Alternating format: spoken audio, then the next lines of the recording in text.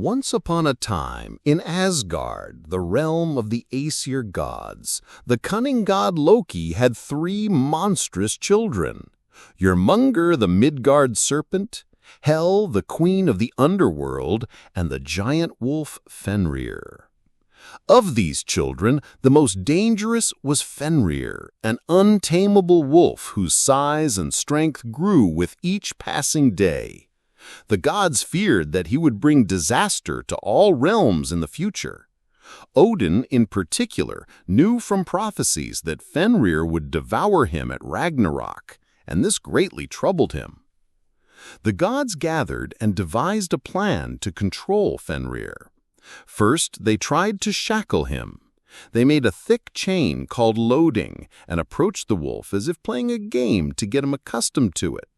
Fenrir, confident in his strength, accepted this game and easily broke the chain. The gods were even more astonished. Secondly, they made a much stronger chain called dromi. This chain was many times sturdier than loading. They tricked Fenrir once more, asking him to try this chain as well. Although the wolf struggled a bit more, he ultimately tore dromi into pieces too. Now the gods were truly worried. They realized that no chain could hold Fenrir. So Odin sought help from the light elves and the dwarves. The elves and dwarves set to work creating a magical ribbon called Gleipnir. Gleipnir was made from the sound of a cat's footsteps, the roots of a mountain, the sinews of a bear, the breath of a fish, the beard of a woman, and the spittle of a bird.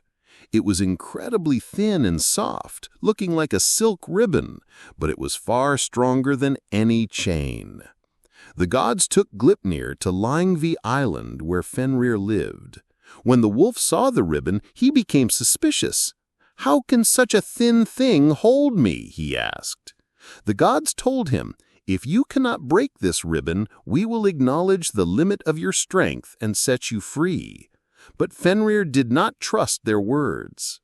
"If this ribbon is magical and you intend to trap me, one of you must place your hand in my mouth. If I cannot break the ribbon, you will lose your hand." Silence fell among the gods. No one dared to put their hand into Fenrir's mouth.